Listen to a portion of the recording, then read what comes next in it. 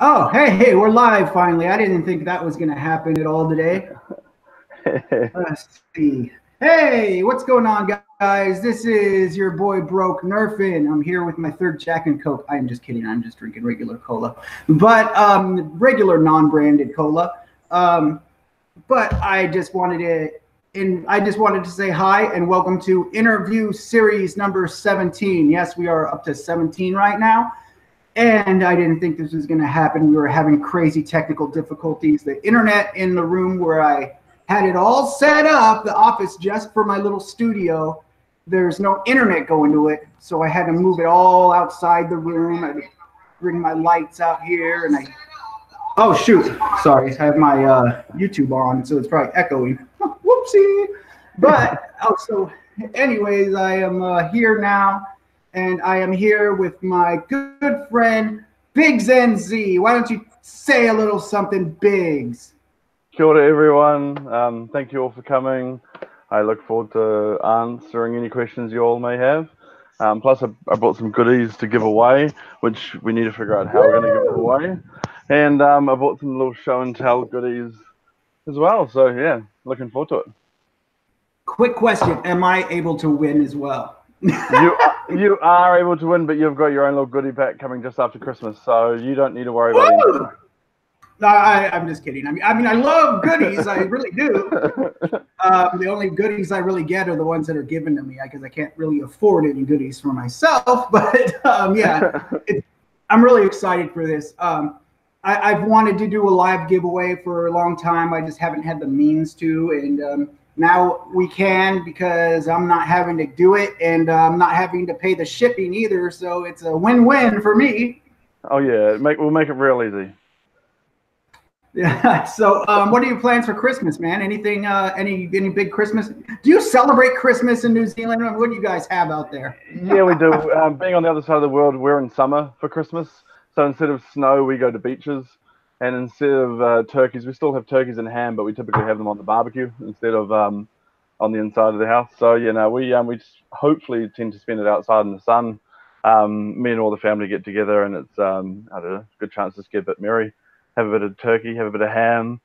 We find it very similar traditions. Awesome, man. Awesome. Yeah. Also, I wanted to say, if you guys haven't been to my streams before, I do promote that you guys help each other out in the chat. You guys support each other's channels, help each other grow. A lot of you are YouTubers with your own channels and trying to, get your content out there. So everybody feel free to support each other in the chat. Just don't say, hey, sub to me and I'll sub to you. Just be like, hey, I'll support you, and then the other person be like, hey, thanks, I supported you too. So just support each other in the chat. That's always a good thing. And also, if you guys have questions, please ask them in the chat as well, and I will ask them to BiggsNZ. So when I see the questions coming up, I will ask them as I see them, as long as they're on topic and we're not talking about something else and, you're asking something completely off topic. So just if they're on topic, that's fine. A good way to get your questions seen for sure is to @ me. Put @ Broke Nerfy, spell the name the @ symbol, and then Broke Nerfing, and then it'll highlight for me. So your question will be highlighted in the chat. So it'll be more visible for me to see it because I'm getting old and losing my sight and my mind. So let me open up my book of questions here. Oh, these are just naughty drawings. No one will never know. Get your inspiration. This is the nude sketch we did before we went live. So Biggs, you ready for this, man? Oh yeah, I'm ready, brother. All right, dude, let's rock and roll. And while we're in it, we could decide how you want to give things away. You know what I mean? Yeah, exactly. I mean, I figure we at least try to give away, break this up into a couple of giveaways. Like looking down at the parts, like we got some Kronos, Rapid Strike, and some Strife, in a range of colors. So I reckon we try to just at least find a way of giving 2 away. and maybe we encourage support, sort of using your mantra. And so we kind of tie the giveaway to people supporting other people's channels. I think that would be a good way of doing it. Absolutely, man. Absolutely. I like the way you think, brother. So, yeah, so while we're talking, we could just go ahead and see about giving stuff away whenever you wish. These interviews tend to go fast. Yeah, bro, hard. Well, I reckon we get going the first couple of questions, and after that we stop the first giveaway. All right, brother. And it does end pretty quickly. Like after every interview I do, at the very end, we're like, dude, it's been an hour and a half already, man. Whoa, So. All good. All right, brother. So BiggsNZ, man, where are you from? I'm from a little old island at the bottom of the world called New Zealand. If you think Australia is down under, we're a little bit further below. I'm from Auckland, and yeah, it's a beautiful place. You all should come. Auckland? Auckland. It's funny enough. There is a lyric that does go Oakland down to Auckland, but no, it's Auckland. Auckland. It's top of the North Island. We've got 2 islands down here in New Zealand, so it's where I'm currently sitting. It's also just for everyone, we're time traveling right now, so it's currently 2:30 on a Saturday for me. So I've finished work for the year, thankfully. So what do you do, man, when you're not casting parts or playing wars or messing with blasters? What do you do when you're not doing that stuff? It's pretty intense, but I'm a principal consultant who specializes in a product called Dynamics CRM. And yeah, so I go around companies and analyzing their business requirements and then deploying solutions to enable them to deliver their business requirements.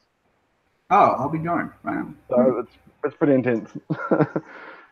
Look at me, dude. I have maps behind me. It looks like I'm in the war room, dude. You know what I mean? Sergeant! Sergeant! Whereas I've just got Coop chilling out over here. I don't know if you can see him. Yeah, I see his face. He came along for a ride. All right, man. So we do have a question from Homely665. He's asking, my question is, what inspired you to start casting over printing? So this was a real simple one. And I'll bring in a little prop. I spent a bunch of time on this blaster, and it's a bunch of blasters, but this back part here is obviously a Raven. Now, Raven colors, they're green, and so it kind of wouldn't match. So I thought, okay, well, I definitely need some orange parts. So I was already pretty interested in the stuff. Like I watch a lot of YouTube videos on it, a lot of punished props videos. So I was already kind of interested. And then the parts arrived, and I thought, I can do this, but I feel like I can. One of the issues was that I don't have Imperial drill bits, where I didn't at the time, and I had to drill a part, and I didn't manage to do it very well. So I thought, no, I may as well just make this myself. So I just started there, and the rest kind of just followed. When I was like, oh, actually, this isn't too bad. This is fun. This is a skill. I mean, I work pretty hard during my work time, and I don't like sitting still. So it was a good way for me to get a new skill and play and practice. And then next thing you know, I just I thought to list them, and then started selling a couple. And I thought, oh, okay, may as well list a few more. Because I'm not really kind of doing it as a business. Like I've got a job, so for me it's kind of trying to give back. So I kind of try run at pretty minimal profit margins and just try, where possible, just give back towards the hobby. Because I get so much enjoyment seeing my parts in other blasters, because I don't have time to build that many blasters. But when you sell 400 parts into different blasters, that's 400 cool blasters that are being made with your parts. And I couldn't do 400 blasters as quick as 400 other people doing one blaster each. Okay, so for the people who may not know what it is that you do, could you explain kind of what you do with the casting of parts and the difference between casting and like 3D printing parts? Absolutely. I'm going to reference Slaedur. So Slaedur's messaged me, and he wanted to get a part done. And I said, I can help you. So he wanted this prophecy trigger done. So a little prop here. So unlike printing, where printing I'd have a file and I'd hit print, and as long as my printer would set up, I could walk away and I'd come back, I'd prop it up, I'd hit print again. And it's relatively, as long as your file's built right, it's printing, you're done. There's a bit of maintenance, and it's a bit of skill in terms of maintaining the printer. With a part, however, it's very manual. So I have to create a 2-part mold with this, and what that consists is making a little box, half filling it with clay, putting my little part in the middle, pouring the top part up with resin, letting that cure, flip it, pull out the clay, spray it, put more silicone in, then I've now got a mold. So then now I do is I just take a couple of liquids, mix them together, and over about 4 hours they harden, and as a result I can then make this part. Where it differentiates from printing is that if I don't make that mold properly, 50 or 30, give or take, however many casts I could have mold, I get to watch that imperfection 50 times. So it's a lot of fun. But the gist of it is very manual, and it's taking a physical part and making a copy versus taking a digital file and making something from nothing. Gotcha. And what would you say about the durability between resin casted parts as opposed to like 3D printed parts? I mean, in the way of like playing outdoors or leaving them in the sun, things, or heating, using a heat gun on like the cage, flywheel cage to get loose flywheels. What's the durability differences? The durability differences obviously depends on the plastic you're using for your 3D printing. Like if you're using an ABS, it's got a higher heat warping temperature than if you're using just a PLA. But in essence, they don't warp like you would a 3D print. So up to about 120 degrees Fahrenheit, they will just start heating up. And when they go above 120 degrees, they just start loosening. So they don't turn to liquid, but in essence, they become a bit more floppy. And as long as you keep them in your blaster, and when you bring the temperature back down and you're keeping it in that shape, they'll actually reform to the shape they were. They don't melt in the sun in terms of if you leave it in your car. They're a lot more durable. So unlike a 3D printed part where often you'll do infill, with the resin part, the whole thing's solid. So if you want to drill a hole through it, you don't have to worry about hitting inner walls, outer walls. You don't have to worry about hitting anything. It's a solid part. So in terms of shaping it, you can also do a lot more with translucency. Try to get a 3D printed part translucent is quite impossible. But when it comes to casting parts, it's all about the material used. So I find it's a lot more flexible. Yeah, but obviously 3D printed guys out there will be like, oh, but what about this scenario? So there's obviously pros and cons with every product. But obviously a 3D printed part, stock 3D printed part versus a cast part, in my opinion, wins. Gotcha. Cool. Good to know. Appreciate you explaining that. California Nerf is asking, what's your favorite? What was your first blaster? First blaster. It was actually a Recon. And I begged my family for it, and the sad thing is I was like 18 at the time, so my family obviously were like, no, you don't need a Nerf gun. So my best mate Bobby, I got him in, and I told him exactly which one I wanted, and he bought it, and I went home and I modded it, and I was really happy with myself. What I didn't realize is that I didn't put the dart tooth back in. So I thought I'd just singled it. So I thought I'd broken my blaster. I thought, oh, this is cool. At least I can shoot single. So I went and cut it up and turned it into a single Recon. If I'd known that all I'd done was left out the dart tooth, I would have put the dart tooth back in, and I obviously would have done a different mod. So yeah, that was my first blaster and my first mod, and that sort of got me into it. Oh, so that's what got you into the hobby, was just getting your first Recon, and then. Correct. And Recon was like cool to me, and like I'm a pretty tactile type person, so to me, you could chuck on a barrel, you could take off a barrel, you could look up Drax's video and drill out the air restrictor. I think we all remember the days when he was at in his college dorms. So I still remember drilling out my air restrictor and being really proud of myself. Yeah. Oh, how long ago was that though? Like how many years ago was it would have been, I would hate to guess wrong, but it would have been just after the Recon came out. So I don't know, is that 2000s? Early 2000s maybe? Maybe so, yeah. I just got in this year, so I don't, I don't know.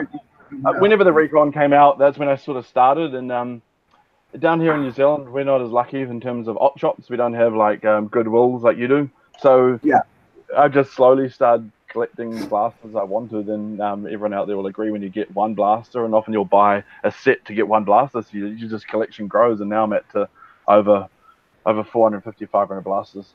Oh, wow, man. That's a big collection, dude. Some of these bins back here are they're just a small part of the many blasters. Deceptive Box Nerf is asking if you're going to start making parts for the Demolisher. This is a really tough one because they're obviously like the world's my oyster in terms of what I can cast. It's always just that cast list. So right now the tops on my list next, things like the long shot. The recon is definitely up there. I'm wanting to get a few more springers. Unfortunately, Demolisher is probably 4 or 5 down the list. Now, anyone out there who's been waiting for a blaster knows how long it takes, and that's because while I'm waiting for these casts to be, or these molds to be made, I also work with designers, so I've got a lot of 3D printed part designers I'm now working with. So I've got 2 or 3 new suppliers coming out in the next 6 months. So that should be pretty exciting. Cool, man. Should we do a little giveaway? Should we? Is it too early? Yeah, let's do a giveaway, brother. We're gonna do a giveaway. How about we give it away to the first person in the chat to say?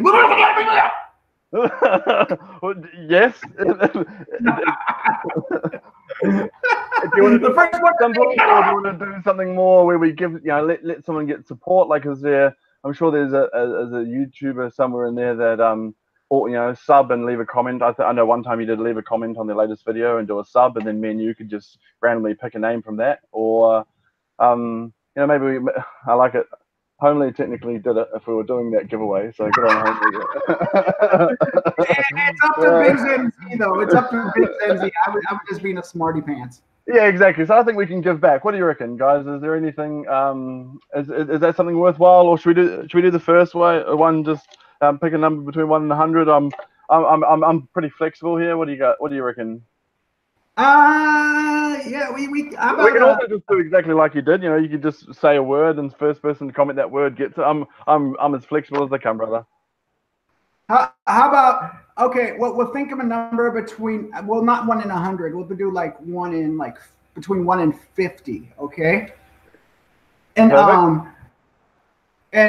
You would guess. I would say you guess the number, maybe. Because, all right, cool. What I'll do is I've got my phone here. I'm going to write it on my phone, and then that way we know that. And we'll just do.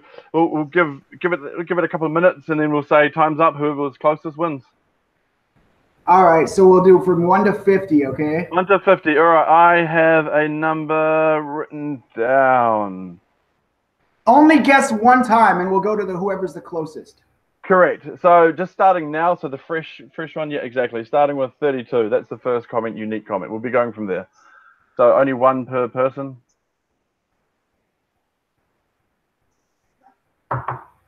And whoever gets the closest. So. Oh, we're getting close. Someone's got 1 away. Oh, someone's got another 1 away. Other side of it. But make sure you're only guessing once, guys. If we see you guess twice, lose it. You're voiding your chance if you do it more than once.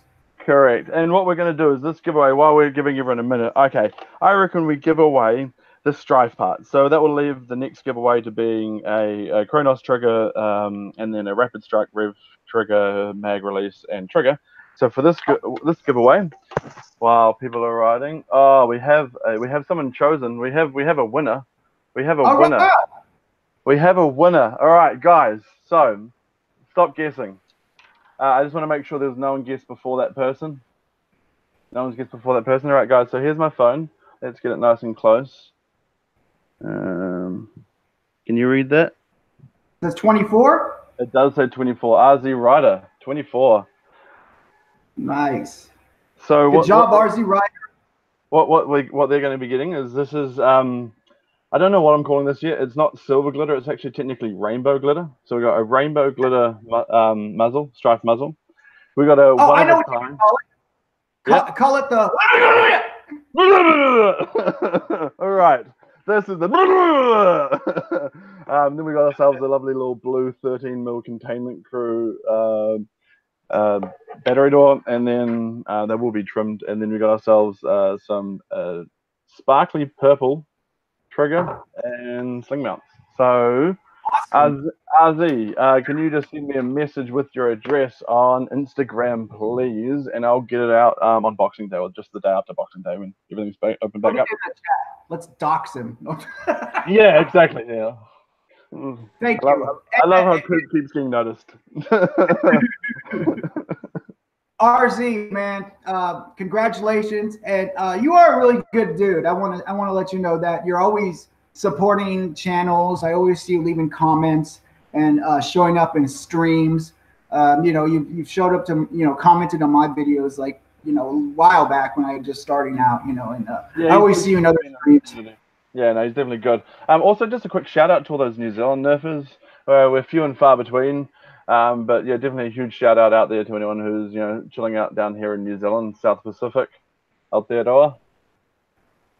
Speaking of that, someone was asking if you're ever going to do a event in Auckland. Auckland? Yes.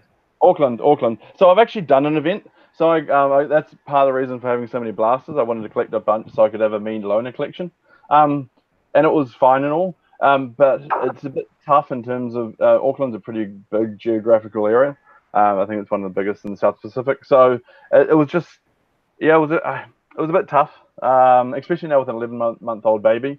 I'll definitely attend an Auckland War. Don't get me wrong. I hate being the one that doesn't organise it, but just organising another thing at the moment is a bit tough for time-wise. No. All right. But we have had one. We have had one in Auckland. Oh, okay, man. Auckland. That's where you live? That's where I live, brother. There's I think maybe about 2 million of us in Auckland, and there's about 4.5 million of us in New Zealand.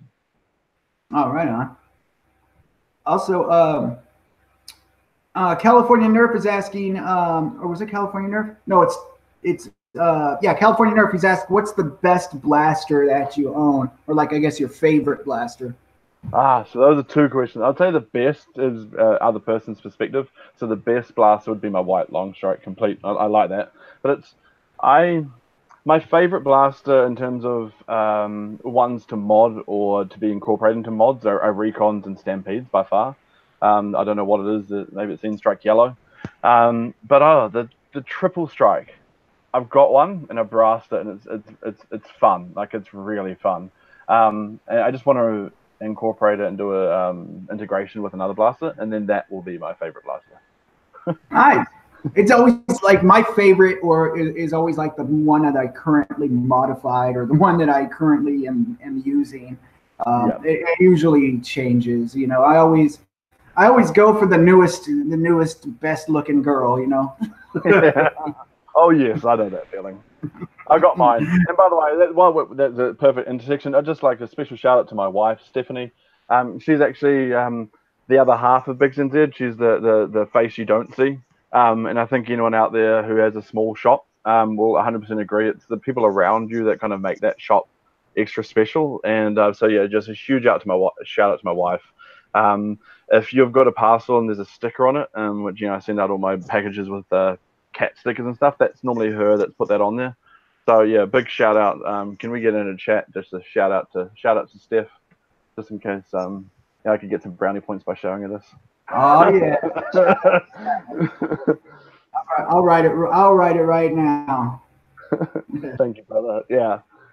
Because yeah, anyone out there that has a small business or shop will 100% agree. It's about having that family and that support around you, if possible. Well, now I have to. My girlfriend Tisha, I love you. Thank you. She helps me out so much with my channel. I'm trying to get her to jump on and do some videos. You know, she's Q&A session maybe. Q&A session. After her. Yeah, there you go, man. We had another question here. It was too much YouTube, and said, any tips on coming up with color palettes for blasters? Yes. So for me, I'll bring in this. I like so for me it's resin, right? So I like to have something physical. So for you, if you've got paints, find an old blaster or parts of a shell and spray that. Because what I find is really helpful is if you're putting up next to the blaster, is you can kind of get a bit of a feel for it. So I know this one here, for example, part of getting this color combination was actually holding up a pink and a teal next to each other to see if it worked. And then only then did I realize it didn't, and adding the grey actually helps out. So when doing my color palettes for any blasters, I tend to take the, if I've got them, the paints that I'm going to be using, putting them down onto a similar plastic. You've got to be careful about, you don't want to put it on card, because the finish of paint on card versus the finish of paint on plastic is a bit different. So just get an old blaster you've got, cut it up, and use that as like a palette. Right on, man. Good tips. Chris Parek, I'm probably jacking that up, and I apologize, man. It says, what is the primary thing that keeps you in the hobby? Good question.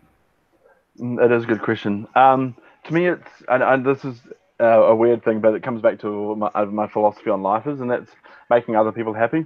So to me, it sounds weird, but I get far too much enjoyment watching other people, because, you know, for some people, they've only got enough money to buy sort of one piece, and when they choose a BiggsNZ part, I just so much enjoyment. So we're looking at finished blasters, when you know that this is maybe the one blaster they're ever going to modify, and then seeing my parts in there, it just gives me this sense of immense pride. And anyone who's sort of worked with me will know that I'm always trying to give more where possible, because to me there's something immensely joyful about making other people happy. So that's definitely what makes me stay in the happy and in the hobby. And even if BiggsNZ, the Etsy store wasn't around, I'd still be making cast parts and giving them to people.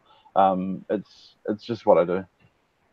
Yeah, that's really cool, and I really do appreciate the fact that you're doing. You're always giving things away, man. You really are, and you're always promoting this pay it forward type attitude in the hobby, which I think is really good in this community, especially, which you can be toxic at times, and there can be this sense of people in it for themselves, and getting angry when people win a giveaway, or getting really angry when they see somebody else getting like items to feature on a channel or something, like, oh, they don't, they don't need that, they already got all this money. I mean, they assume that if you're on YouTube, you're rolling in the bank, which really isn't.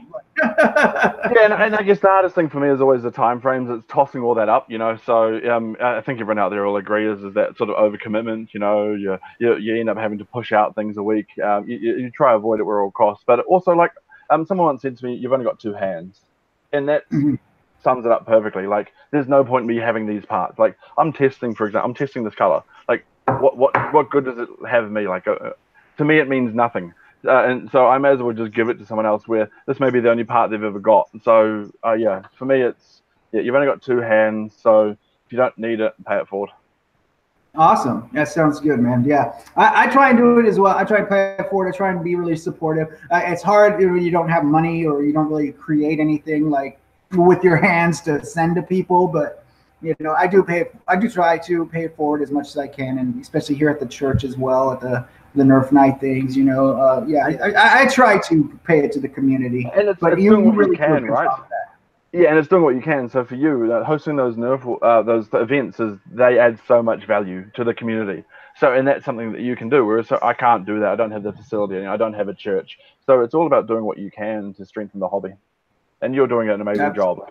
These interview series is it's a great way to kind of listen to the psyche of how other people operate. Like, I know I'm listening to like the Cartea one it was brilliant, because you're getting that inner workings of a person's brain that you kind of respect in the community. So I love this series. Well, thank you so much. We have 30 people in here, man. Wow, that's crazy. 30 people. What? Let's get it going. Now we're doing another giveaway. So if you know friends who wants free stuff, right? Obviously, just message them. So we'll give everyone, I don't know, maybe another 20 minutes or so before we do the next giveaway. But there's another one coming, and if we get real lucky, I'm sure there's plenty of other parts lying around here I can give away. So you say we're doing a giveaway now, or we're gonna wait? No, we'll give it a bit of time. We'll let it build up. Let the suspense build up, right? Say giveaway, and people come in, man. People are jumping off the streets, dude. Right, exactly. But people in North Korea are stealing internet right now to get a giveaway. Hopefully, like, if you're from North Korea, don't get me wrong. Maybe, I don't know if the parcel will get to you, but I'd love to send you something, just to know that I've ticked another country off. And I do get a lot of enjoyment out of that myself. Like, I use a bit of analytics through what I do as a job. So often I take my sale data and I love just seeing the world map and seeing where I've sold my parts. And Oh, there's a couple of states in America I haven't hit yet, so I might be having to do a giveaway campaign to people living there. oh man. Oh, Fuzzy Pete is asking thoughts about flywheel rival blasters. Love them. I just purchased myself a Jupiter, which I have sitting upstairs.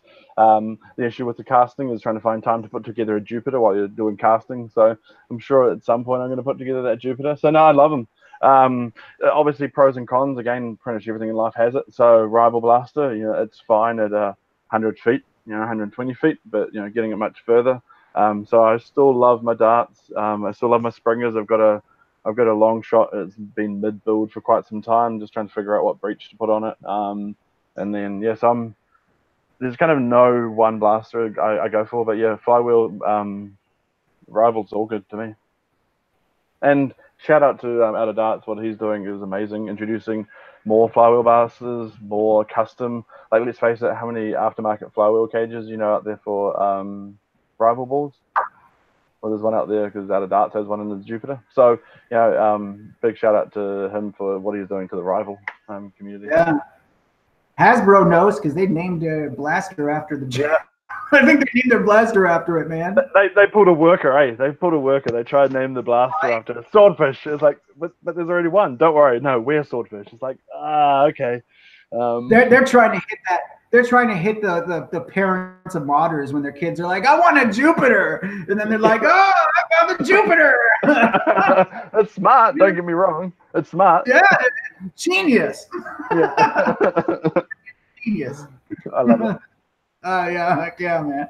That's like when they that's like when when there's like a new movie that comes out like Transformers, and someone makes a really crappy little movie called Transmorphers, and then it's they put it in all like the rental boxes, to get to get those grandmas renting their kids a movie. Oh, this is the one he's been talking about. Although sometimes those movies are better than the actual genuine ones. Like, let's be honest, like the laugh experience. I love them, dude. I love them. There's one of them I just want to watch. It just came out too. I think it's called Yellow Jacket, and it's like a ripoff of the new Bumblebee. Like, so cheesy. But yeah, I gotta see it now. Nice. We had another question here. He said, feet. I said feet. Feet Fuzzy Feet. Pete Fuzzy Pete's asking, favorite rival blaster other than the Chronos? Oh, okay. For me, it's a tough one, like, because it's what I can get. I love the Apollo because of its simplicity. But the problem is, you said without the Chronos, and all I can think in my head right now is the Chronos. Prometheus would be cool, but again, getting it down here in New Zealand, it's not cheap. We don't have rival down here in New Zealand, so I can't just go to a store and buy it. So I have like 5 Apolos, which I've had to import them all from America. I have like 10 Chronoses because, let's face it, when Amazon's doing $11 Chronoses and you're doing cast parts for Chronoses, it kind of a no-brainer for test parts. Or Chroni is the Chroni. Is that the awesome? But yeah, no. So it's a tough one. But I guess they're all like, it kind of goes Chronos and then other. So every other rival blaster is the answer to my question. Right on. Gale Wolf X. It's probably one of your Kiwi buddies. He's asking, or he or she is asking, are there any cast parts that you have done for personal builds that you don't have on your shop yet or don't plan to add to your shop? Yes. So the stock battery door. I've got it cast because I need it. I wanted it for a build. I actually wanted it for a 2S build I had. But someone kindly, and that person knows who they are, and I appreciate for this, pointed out that there's a copyrighted N-Strike logo right bang smack in the middle of it. And even though technically there's a couple of things I am doing which may be on the line, when it comes to brand logos, you just don't touch it with a 40-foot barge pole. So I've got that cast, which obviously I'll never list.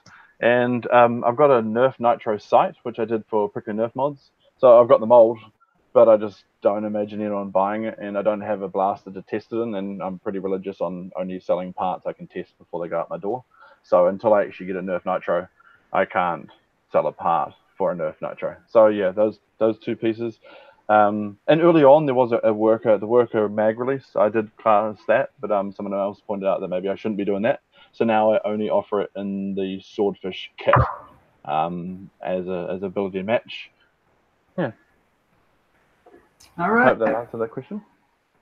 Wristwatch said, "Any man with two hands has a fighting chance," and I hope that is a freaking WWE reference. You know, that is what's his face? Gosh, that guy without a chin. James Ellsworth. Ellsworth used to say that. I'm old school WWE. None of this WWE. You know, old school. Ric Flair old school.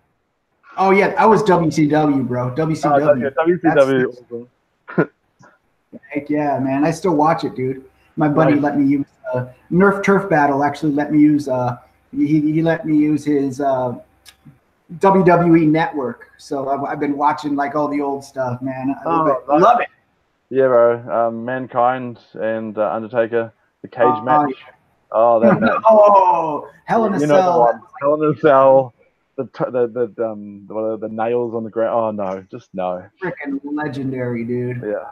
A lot of stuff went wrong in that match that wasn't supposed to happen, but it just made it even cooler. You know, it was just crazy. Just the professionalism they have, like that. They didn't stop. They just kept going. Yeah, totally, man. It's nuts. So we got another few questions here. Is this is Scooter Girl. Hey, Mel. Hey. Very good to see you. She's such a sweetheart. I love Mel and Big Al. She's got some swordfish parts coming her way. I'm looking forward to finally finish those and get those out the door. Very good. She's asking if you will be at Foam Fest in the UK. As she probably knows, being from the UK, the Commonwealth, I'd love to, because the UK is a beautiful place. I've been there a couple of times, but it's I think she'll also understand. She'll actually probably know New Zealanders without needing to look at a map, and she'll appreciate the distance, via Singapore or via Dubai. It literally is the other side of the world. I think it's about 20-something odd hours flight alone. So I would love to, but maybe in the future when my child wants to see Europe, if I have the funds. I would love to go too, man. I think what Brit Nerf is doing is amazing. I love that community. That's why I've been trying to bring more and more Brit Nerf folks on here, just because I really enjoy what they're doing. I think they're doing such good things, and they have such a good little community out there. I think it could be used as like a guide for other communities to kind of, other areas to get together and kind of use the same format that they're using. Yeah, there's no real beef. There's no beef in that community. It's kind of everyone gets along, and I think it's now got to a point where it sorts itself out. Like there's no one that ever lets anything slide in terms of, it's just a community that sorts itself out. And when there's beef everywhere else, those Brit Nerfs guys are amazing. And the community is just incredible over there. I'm very jealous. Yeah, definitely. We have a question. It's Deceptive Box Nerf is asking, ask Biggs how he feels about Lord of the Rings. I guess because it's filmed out there, right? No, we love Lord of the Rings. They're actually one of the customers. So I really want to go down to Weta. Weta's kind of like, if you think of the dream job of a caster or a Nerf or a mold maker, it is Weta. So I look at, whenever I watch Lord of the Rings, I'm always looking at their different props. I'm always looking for things I can do and cast. And yeah, so we love, in New Zealand here, we love Weta. Please go out and see. I heard Mortal Engines isn't doing very well because apparently it wasn't a book that Americans had much to do with when they were younger. So please, just guys, save us as a country from losing $100 million and just go watch it. Every watch will give us $1. So go watch Mortal Engines. It's amazing. It's Peter Jackson. Go. All right. Sounds good, man. We got Ben Anderson from Foamcast Radio. Nice. His latest episode of Foamcast Radio has your broke brother on there. Go watch it. Or listen. Or listen to it. You can watch it too. I stared at it. I stared at the little... Stare at the logo. So he's asking, a really good question is, favorite blaster nobody else likes? Oh, favorite. Okay, well, I would say Recon, but because I guess some people like it. A lot of people hate it, reverse plunger and all, but it's all relative. This one here. Everyone hates it because it's old school Mega, right? I have 4 of these now, but you can actually rebarrel it, and when you rebarrel it, it's not bad. So I guess everyone would think this is pretty horrible, but when you rebarrel it, it's not bad. I mean, it's better than a stock Recon.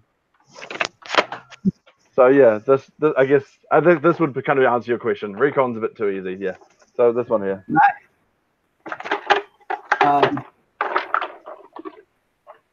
We got another question here that I saw. It was James Ellsworth. Right on, wristwatch. Good deal. Yeah, James Ellsworth. That's Ellsworthy. Wristwatch, another Kiwi. Oh, right on, Kiwi. Okay. I was wondering because there's a lot of people I've never seen on my stream before, and which I really appreciate you guys coming by. And you guys can come by when there's not Kiwis on here. You know, you guys feel free to come on by. I know it's like really late out there, but that's why we have Broke Nerfing on demand. You can watch it on your own time. I mean, a shout out to the Brit guys, because I know for a fact those guys, it's really early or late. You know, if there's Kiwis on here, it's 3 o'clock in the afternoon, so we're all good. But you know, shout out to everyone in Britain or anyone on that side of the world. Yeah, I know it's AM or late PM over there. Yeah, they are up late for this, which I really appreciate. Guys. Yeah, amazing support. Thank you, guys. Hey, Tisha, thank you for stopping by. I was just talking about you like a minute ago. He was praising your amazingness and your contribution towards the channel. He was saying that Broke Nerf wouldn't be anywhere near as how successful as it is without your support. So keep it up. Thank you. Yeah. I think I said something. that. I think I'm paraphrasing for you. You said something along those lines. See, you got another question. See, where was it? Oh, here it was. Question: will you be at West versus Zombies in Washington State? I think people are just wanting to promote their own things and just asking if you'll be there. Yeah. Are you going to be at Bob's Nerf party? His 6-year-old's having a birthday. Are you going to be there? I am planning on hopefully attending End War. That is one thing I was planning, either as a attendee or as a booth. But I'm trying to save up for that. I mean, obviously flights to America are about $2.5 grand, so it's an investment. And with a baby and a wife, it bumps it up. So I definitely want to come, but it's just when. Right, and that was just actually another question Pete Fuzzy Pete was just asking right when you were answering. He said, any plans to coming to End War 2019? Oh, yes, I am. So hopefully, I've got the fingers crossed. The wife, we've discussed that it's a thing that can happen. It just now needs to happen. So it's got the approval. It's now just the funds. Right on, man. I would love to go. I just don't think it's possible. Yeah, it's funds, right? I mean, even into America, it's not cheap. It's because once it's not a flight. It's flight, accommodation, it's food. It all costs. Yeah, definitely. Hey, we got 30 up. We have 30 exactly people in the chat. So let us do another giveaway. Perfect. All right. So what are we going to do now? We're giving away. We got ourselves a little. Obviously, I'll trim it before it goes out to you. So this is a purple glitter rapid strike trigger, mag release, and rev trigger, and a Kronos trigger. So how do we want to do it now? You want to do the numbers again? Yeah, I reckon so. Pretty easy. I reckon this time we do it 50 to 100. So real simple, guys. Don't enter it yet. Let me just. You should message me the number too, so I know it as well. That way, everyone could say, "Oh, you're making it up." Yeah. No, hard. What I'll do is, let me just. Sorry for everyone who's watching me stare at my phone. Just gonna open up Messenger.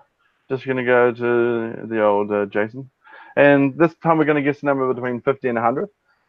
If for everyone that wasn't here last time, you get one guess only. And the second the person gets it, we will stop. So I'm just going to do, I think I'm going to do that number there. And start, if you guess more than once, if you put in one other guess, you're going to lose your chance. Correct.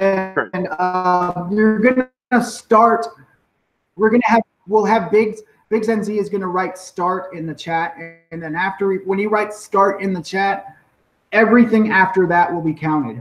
Correct. And the first person to guess it now, 3, 2, 1, start. Time delay.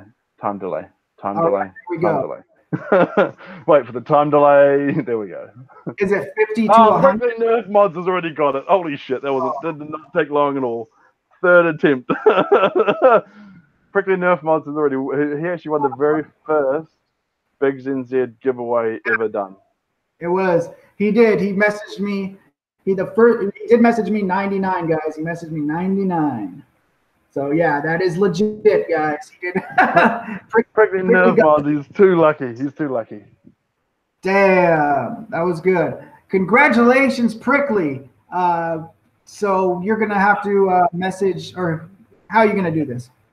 So Prickly is easy. Prickly, just flick me a message. It's easy enough. I'll keep those separate so I know which ones were Prickly's. Okay, cool. Now, because that was Prickly, I feel the need to do another giveaway. So yeah, free. Okay. Free. Now, to keep people along, I'll do it at the end of this because I think if I do it too early, that's far too early. But for the next giveaway, what I'm going to do is I'm going to give away the parts currently in my, this blaster just happens to be here. These parts just happen to be the parts I had at the time I was shutting the shell. So the next drawer, the final drawer, looks like a blue muzzle. Looks like a yellow jam door. We've got ourselves a translucent red trigger, and we've got ourselves a translucent what is that? Translucent turquoise? Is that what I called it? Yeah, translucent turquoise. Now, be aware these are some of the early generation of my parts, so they may not be as clean, but I mean, free parts are free parts, right? So the last thing we'll do in the stream is we'll give these parts away, and next time we'll make it extra hard, and we'll make it between 100 and 200 or something like that. We'll make it harder for the next round because the third guess was a bit easy. All right. So how many more giveaways are there from now? We'll give away just this last one. So 3 giveaways, and this will be the last one. Okay, so that'll be the last one. Right on, man. I love this. This is awesome. I'm excited. I hope you guys are excited. This is freaking holiday season. Exactly. It's Christmas season right now. New Zealand does take up to 2 weeks to post you all, so it's not like you'll get to enjoy it. But hey, it's a fun project for the new year. There you go. And if you guys are just joining us now, I am here with BiggsNZ. He is a member of the Nerf community. He casts resin parts for blasters, for aftermarket modifications on blasters. So he gets the parts and he makes resin casts to replace the parts and make them look cool. Or function better, things like that. So if you guys have questions, please ask them in the chat, and I will ask them to BiggsNZ here. And also make sure that you put @BrokeNerfing on there. That way it'll highlight it, and I'll be able to see it. So @BrokeNerfing, and then write your question on there, and I will ask to BiggsNZ here. We're having a good time right now. We're giving stuff away, and I've drank a lot of Pepsi, and I probably shouldn't because the last interview I did, I had to take a leak for like the last 30 minutes, dude, and I was I was sitting here like the whole time. Oh, it was bad. I got myself stamina. I got myself something to keep me going. There you go. Yeah, I needed the caffeine, dude. So I missed a question, so I'm gonna go back up after all the numbers. California Nerf asked, would you do anything for a hammer shot? Like, would you do any, like, what would you do for a Klondike bar? I totally would. Now, the reason I've never done anything for a hammer shot is, don't ask why, but for some reason early on, Silver Fox already does the hammer shot trigger, and he only does the hammer shot trigger. So I don't want to be that guy that comes along and produces a hammer shot trigger. So I'm not going to do anything hammer shot related until the Silver jumps into a more wider variety, or he stops doing it himself. Then I might. But since he only does the one part, I definitely don't want to step on his toes. So yep. So that's the main reason I haven't done it. I just use, yeah. I appreciate that state of mind, dude. Yep. There is a lot of that in the community. I see, oh, they took my idea, or they're taking my idea here and there, and this. And, it's relative, right? so like if you want to start a shop and someone else has got a shop and they're selling stock parts, it's fine. But you know, when you're only selling one part, if you're the only one, that's where I kind of drew the line. Yeah, right on, man. What the foam is asking, and what the foam, I do appreciate everything you do for the community. Well, you have a great page on Facebook. If you guys haven't seen What the Foam's Facebook page, I really implore you to check it out. Yeah, they have a segment called Nerfer of the Week, and they select a different person from the nerfing community or the blaster enthusiast community, and they give a little spiel about them, ask them a few questions, what got them into the hobby, things like that. But it's really cool. I always like when people who don't necessarily have their own YouTube channels or their own means of being out there in the public, that they get a chance to tell their story, so I really like that. So, and just super quickly, big shout out to Slaedur. I know he was out there tattooing this morning, so big shout out for making it long. Thank you very much. And Prickly Nerf Mods, when you did that video and you said you had a friend, I kind of smiled inside. So yeah, I do expect that email to come my way. Oh yeah, made you feel good in the cockles of your heart. Oh yeah. Slater's a good dude. Slater is actually one of my patrons. He's a really good dude. And you're one of my patrons too. Thank you so much, man.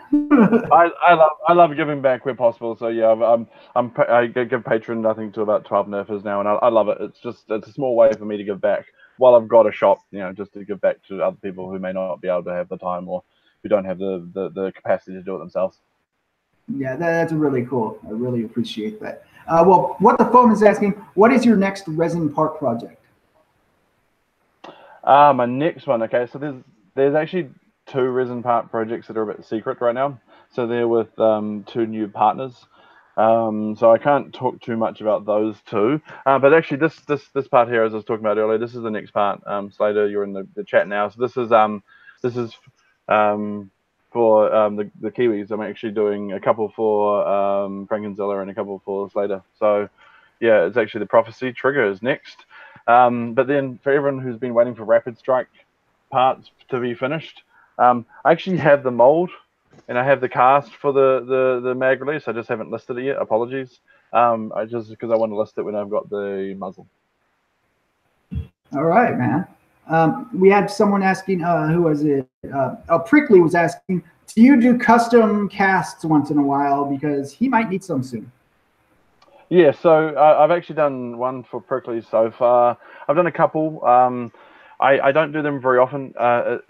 It's a really time-consuming process, and I guess that's what a lot of people don't realize. Because with 3D printing is, as long as I got the file, I can hit print, and as long as my print is calibrated for the material, it's relatively print complete.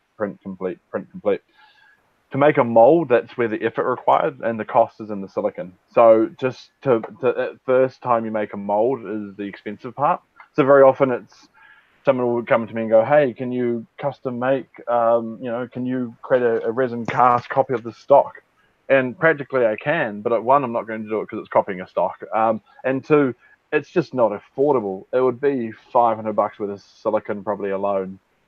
So it's not the same as a printer. With a printer, there's no setup cost once you've got the printer nailed in. Whereas with casting, it's a painful process. So that's another reason why I don't get as many parts out there as I want to. It's time consuming. So it's about 5 or 6 evenings just to get one cast done, one mold done. Gotcha.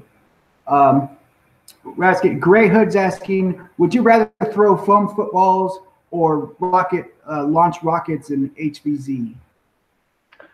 Launch rockets in HVZ. I haven't played true HVZ as you Americans would know it as, so I can only picture what it feels like. But yeah, no, I'd rather fling rockets at the zombies. I think that anyone would, right? Same here, and because I have the Demolisher, and I love the Demolisher, so that is like I used that at Ragnaroktober Festival. It was the first time I was really able to use the rocket adapter on it, and so it was really awesome. I'm a rocket man myself. Yeah, well, I know I bought 3 tanks from Liam or Spectre, so I know we've got 3 HBA builds coming up. So HBA equals rockets, right? A rocket or sniper. So I'm probably going to go the rocket route and see how many rockets I can fire out of one of Liam's tanks. So yeah, watch this for that mod. Nice. Ben Anderson's asking your favorite X-Shot blaster. Mine is the Reflex 6. Love it. Interesting.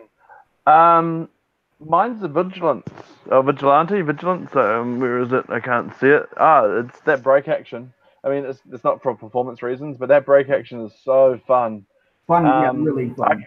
I could shoot all day, every day with that, and it shoots whistlers. And that's the same with the barrel break. To me, those blasters, although war-wise are not fun, fun-wise, I could shoot them all day. And also, just a useless fact, Zuru is started from a New Zealand company. So Zuru, a bunch of balloons is a New Zealand invention. And bunch of balloons is what got Zuru into the gun world. So useless fact for you all.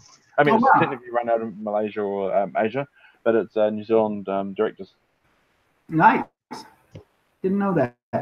Boomtendo, my boom friendo, he's asking, can you cast stuff for Boomco like the M6, like ammo holder or triggers or maybe a T-hole? So on that, anytime anyone asks me about the same question, right? Hey, Michael, I've got this 3D printed part. Or hey, Biggs, I've got this 3D printed part. Can you make a copy for me? The first thing I always say is, did you make it? And if the answer is no, there's nothing I can do for you. If the answer is yes, like Boomtendo, the next question is, perfect. Would you be happy to license it to be cast? So every cast copy I sell, I pay the designer a small fee. And he goes, well, why not? And then it's a process of, yep, cool. Then we exchange contract, all that sort of stuff. So yes, I can. I guess it's how far up and down that priority list it goes. The benefit with the 200 round ammo that was super cheap is there's now going to be this great new fresh interest into Boomco. So if you dump more darts for cheaper, then people pick up those Boomco dart blasters, and especially something like the M6.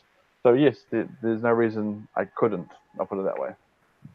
Awesome. I'm getting big time into Boomco right now, man. I love it. It's beneficial. Like when you look at it at its true level, your Boomco versus a Nerf dart, Boomco wins every time. Yeah. It's just it's the supportability, it's the usability, and it's the availability. Outside of America, it's darn near impossible to get Boomco. Yeah, I've had to get them online, or people sent them to me because I don't really see them in stores. Honestly, yeah. I really don't see them in the stores. But I absolutely love Boomco. I got like 1,000 Boomco straws right now. We're gonna go big time. We're doing the at our Nerf nights. We're ramping up the Boomco. We're ramping up the rival, because the Nerf darts don't last very long in our wars. Yeah. Kids trample on them, stuff them in their pockets, do everything we tell them not to do, and they do it. But Boomco seems to last a little bit longer with children, it seems like, and even rival balls are a little bit easier for them to work with. So that we're going much bigger on that stuff than actual streamlined darts. Yeah. No, they're easier, right? For every reason they're better, but availability and usability and all blasters. Absolutely, and usually cost. Right now, the cost is pretty low. I think they're like at $12 something on Amazon for a 200 pack of straws, which is an excellent deal. So we got another question here. California Nerf, I think we already kind of explained that. He said, what is better, 3D parts or cast parts? Didn't we kind of talk about this already? Kind of, I think it just simple down to everything has a pro and con, but it's just looking at what those pros are. So if you're not going to put a blaster anywhere near a sun, then the 3D printed blaster is perfectly fine. If you've got hot temperatures and you're living in a country that gets up above that, then you probably want to go resin cast parts. So it's all based on what you need, which will determine what you need with a cast or 3D printed. Actually, Grey Hood, we already answered that question about foam footballs or launch rockets in the Demolisher. I already asked him that one. Rockets. Yes, rockets was the answer. So let's see. There was another question. I'm having trouble seeing these suckers. Where was it? Oh, see you later, RZ Rider. He had to take off. Good to see you. Thanks for stopping by, man. I appreciate it. Here it was. Too much YouTubing is asking, any advice on getting into Nerf integrations? I want to make war practical blasters that have their own gimmick flair. Destiny inspired. Yep. A tip for integrations is planning. Like making sure you know roughly what you're trying to achieve. Like it will change as you go, but just start with an idea. It may be a weak idea, it might not work, but at least start with something and try and introduce some form of structure. Also tools.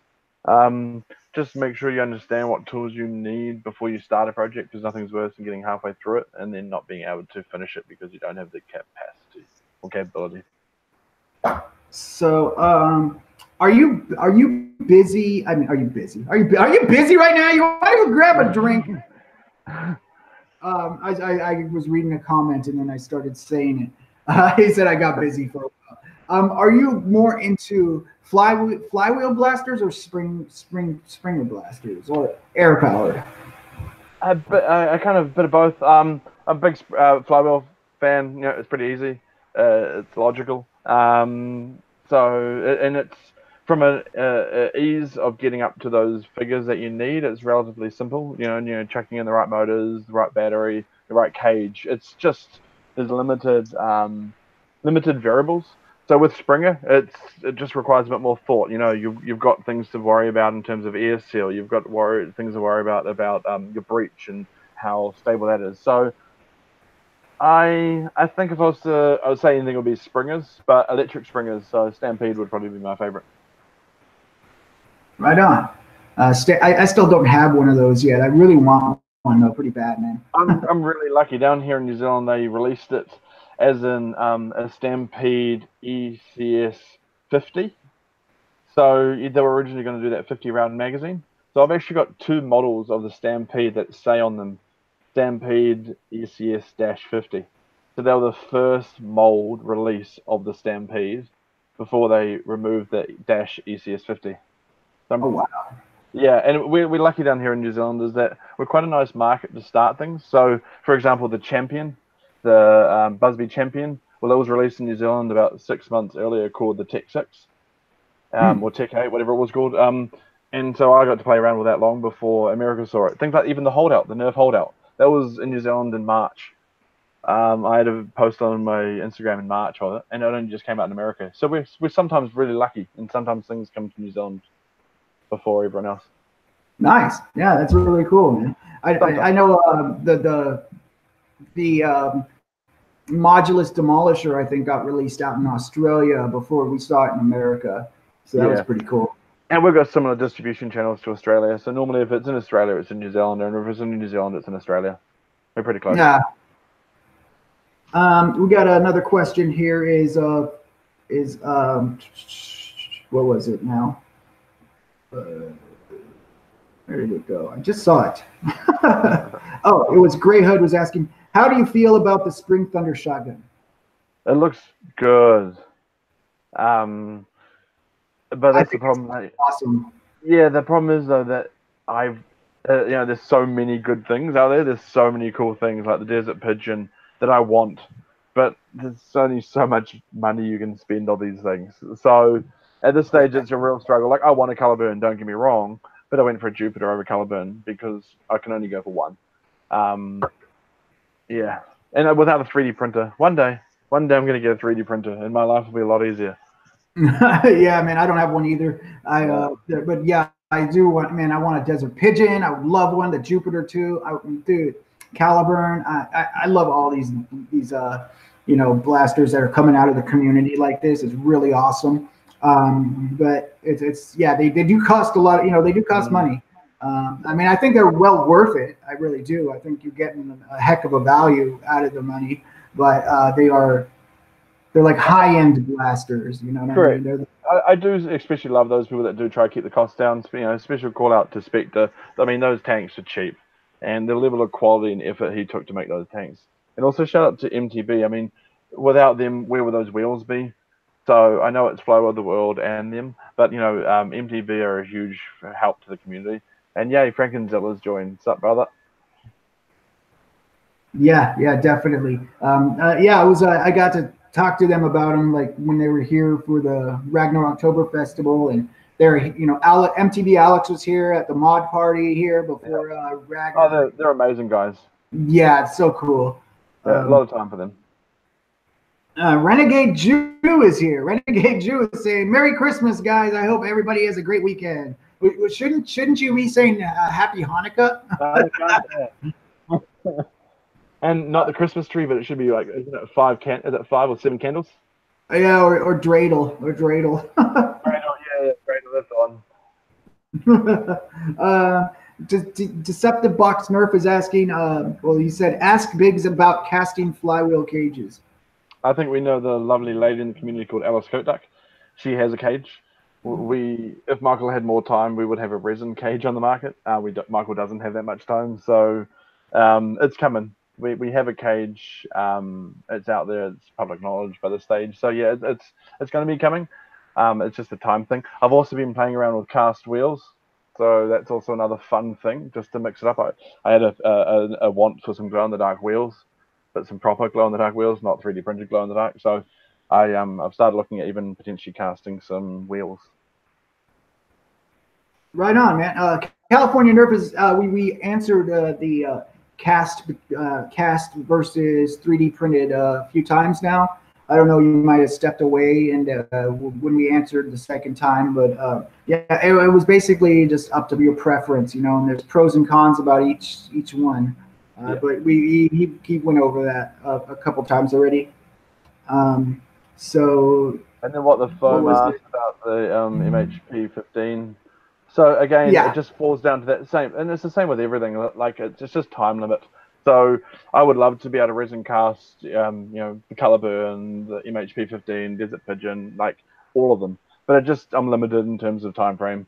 So I kind of pick the ones that, you know, either I like the supplier of them. So that's why, you know, I've got license agreements with the likes of Containment Crew, you know, great guys, Foam Blast, amazing people, Alice. You know, I tend to like to work with people and start there, and the problem is they're releasing more stuff, so trying to sign up new licensed partners while casting new parts, and it's just a mess. So yes is the short answer, because I want to be able to offer a full cast blaster to get away from a lot of the restrictions around some of the 3D printed stuff. But it's at this stage it's in the future. Gotcha. We got Homely665 is saying, ask if he's going to go all in and cast a Caliburn, Esper, or any other printed blaster. Yeah, same thing there. Once I get my 3D printer, that's when I'm engaged with Slug. My only issue is I get these people to do open source, but I still want to pay them. I just feel like, you know, things like the Caliburn, I would rather have a license agreement with Captain Slug and the guys so I can give them money if I'm selling their parts. But yeah, Caliburn cast parts would be amazing. That annoying sound when you prime a Caliburn of the beautiful grid lines of that 3D printed scratching on the opposite. I would love to get rid of that. But again, without a 3D printer, just even trying to get that master part, it's going to cost a bit, 1, to buy the part, 2, to get it shipped. If something happens to it, there's a lot of money down the drain. So I kind of want a 3D printer before I go down and spend too much effort on that path. But definitely, I think a cast Caliburn. Can you imagine some translucent Caliburns? Some crystal clear Caliburns, like Drax parts and a crystal clear Caliburn would just be sick. Oh, it would be so dope, man. Wow, man. Yeah, but again, I am merely one man. If I get fired or made redundant ever, I mean, that would look really good for the community, because I'd be able to smash out so much more. But with a 60-hour week job, it's just I'm a bit time poor. Yeah, I could totally see that, man. What's the, like, can you give us an example of how long the process is of casting something? Like maybe like show us a part and tell us. Yeah, absolutely. Let me just pop. I'm just gonna grab the part behind me. All right. Now that he's gone, let's. Gosh, we can talk about him now. Finally. Gosh, did you see that guy's face? I mean, oh hey. Hey, I know this. One day I'm going to win that $100. One day you'll glitch, and you'll be stuck there, and the giveaway winner is, and it won't close, and I'll be there. Yeah, who is it, bro? Who is it? So obviously the part depends, right? If it's a stock part, it's already pretty, and it's pretty simple, right? It still takes a hell of a lot of time. But for our example today, we use This is a Containment Crew rival mag holder. So the problem is time. So first thing I need to do is I need to fill all the grid lines. So I need to paint a special epoxy on it. Then I need to sand it. That's the first sanding. I need to sand up to about 1500 grit, and then I need to spray a thin primer, because obviously if my paint's too thick, it adds thickness to it, and it won't fit in most, the blaster won't fit on blasters, etc. So I then have to sand it again, spray it again, sand. So in essence, I'm trying to get this 3D printed to look 100% un-3D printed, shiny, smooth, just as crisp as possible, so that it looks like a stock part. So that to this is probably 20 hours of sanding, 10 hours of bog filling. It's a timely process. And then I get to here, and then I've got to make myself a little box, which is pretty easy. I've been able to buy a few tools now, so I've got myself like a table saw and a band saw. And then I put this in, and I've got to mold this. So this is obviously real simple. It's really easy to put, but something like this is incredibly difficult, because my molds are two-part, which means you have it separated by a seam line. But this thing has holes that go one axis and holes that go on another axis. So it's a nightmare to try cast. So you've got to mold, you've got to create it in a box. You've got to put the clay appropriately that's going to allow you to pop it out. Yeah, so I don't know, maybe another 10 hours worth of clay work. Then you chuck down some silicone. That's pretty simple. Once you get to that point, it's probably about another 2 hours and you're done. So then you dump silicone on it, you flip it, you pull out the clay, you spray release on it, 5 hours, you put the next layer on. Now you've got a mold. I was tempted to get a mold, but they're all next door. And then once I've got a mold, it's real simple. Mix two resins together, so they're normally clear or amber clear. And then you just add dye. So there's special dyes. It's not just getting some food coloring, but you then add dyes, and that picks the color. So I've got every color you can probably imagine. The grays, the blacks, the blues, purples, pinks, greens, oranges. And then you go, do I want to add anything? So you can add special glitters. So then I've got every color glitter you can imagine. I just haven't listed the parts because I've got to test cast them. And then so this stage, you've now got a liquid. You're mixing in 2 parts of a liquid. You've added your dye, so you've made it like purple. You've added your glitter, so then you fill your mold. Sorry. And then once you've filled your mold, you wait 5 hours. Then you take it out of the pressure pot. So you need a vacuum chamber and a pressure pot. And then you chuck it in the oven to post-cure for another 8 hours. And you got yourself 1 part. So that's really frustrating when there's a delay or when any part of that fails. You guys can imagine how much extra time that adds on. So for example, if I accidentally drop this master and it scratches, my master is now ruined. So if I'd spent that 30 odd hours getting this master perfect, I now have to spend another 30 hours to get this master perfect. So it's a very time consuming process, but it's meditating in the same respect. Like, it's time consuming, but not difficult. Right on. Yeah, I didn't know that much went into it. Yeah, that's. I mean, they look really good. I haven't seen one like up close, but I mean, it looks really. Brother. Watch the space. Don't tease me. Oh no, this is not tease. This is waiting to go out post Christmas. I just cannot wait to see your face, because that's what I get enjoyment out of, like seeing, especially someone like yourself. Especially being a veteran, I know how much that means to me and to the rest of the community. Doing, saving this world and everything like that. So you don't have a lot of funds, so that you're the ideal person I love giving my parts to, because it's maximum enjoyment on your part and my part, and very minimal effort on my part. Oh, well, so I can't wait.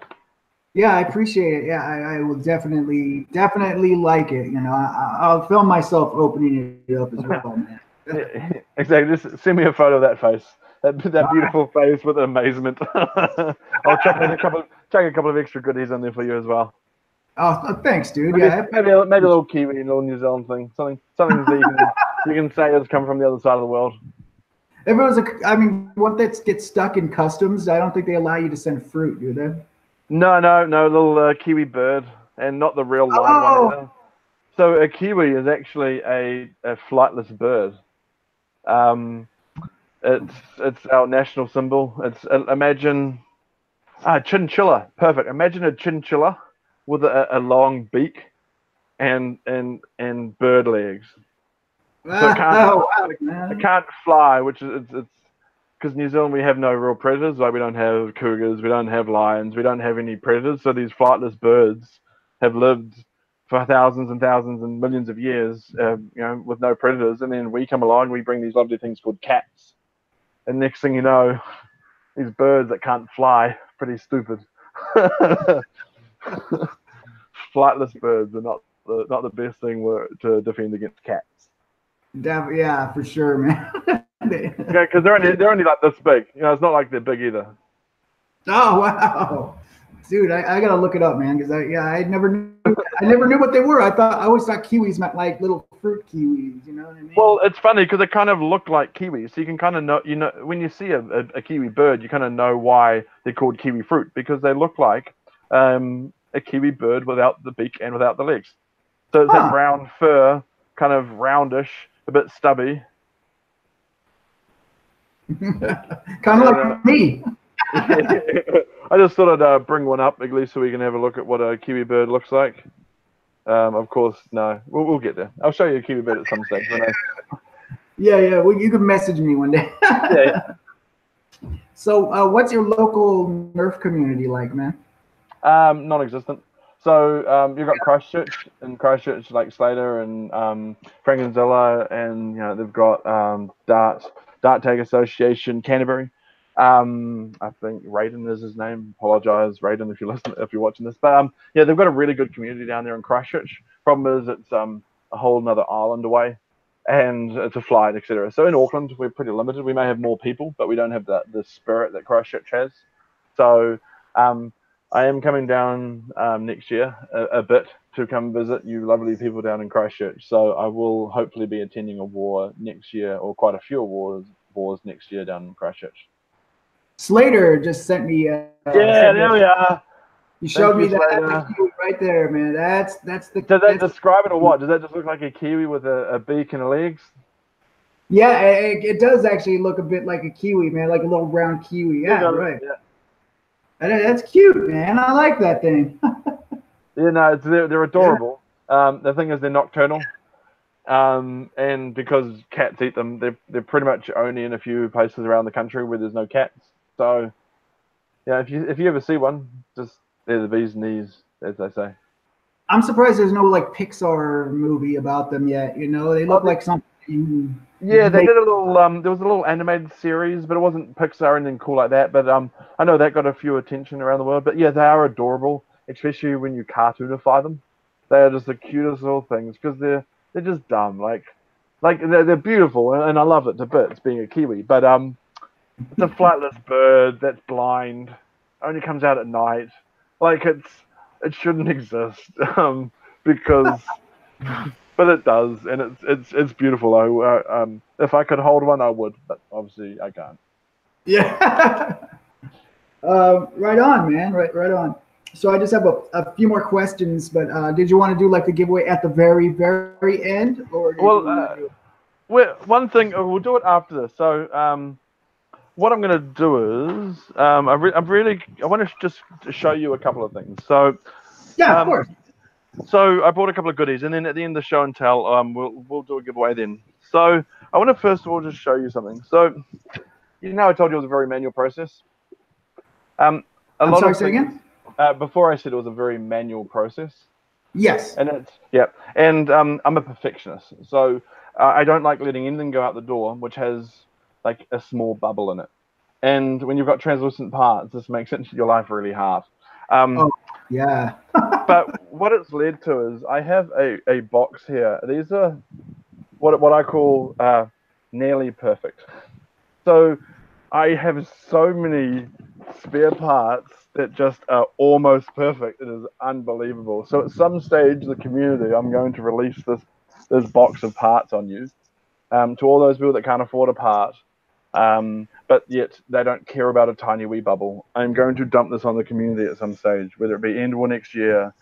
There's hundreds and hundreds and hundreds of products that nearly every single one of you out there would be like, these are perfect, Michael. What are you talking about? but my standards are far too high to let them go out to the customer. So first of all, if you're not winning today, we've got plenty more parts that I'm just going to be able to dump onto the out there into the community. Second of all, I want to show you this. This is some fun stuff. So when I cast resins, right, because they're liquid, I just have a container next to me. So you always want to overshoot your resin, not undershoot your resin, right? Because it's a bit hard to fill something up when it's half full once it's hardened. So this is every layer represents a cast, represents the excess poured into a cup. So over time, I get these really cool effects of different layers and different colors. That's sweet. Can you melt that down and use that in a cast somehow? No, but what you can do is you can anyone that's got a lathe, you can mount it into a lathe, and anyone that's good at wood turning, you can get this in a wood turner's hand, and you can make some really cool cups, some glasses. You can just make some really cool effects from it because it's different layers, and you can, unlike 3D printed parts, you can polish the shit out of these to make them look crystal clear. So at some stage, when I'm in Australia next, I want to drop these by MTB and see what Brian could do with them.